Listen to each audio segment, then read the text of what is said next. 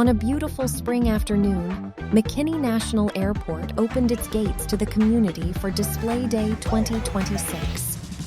Visitors had the opportunity to explore a wide variety of aircraft up close, from helicopters and corporate jets to STOL aircraft and emergency response vehicles.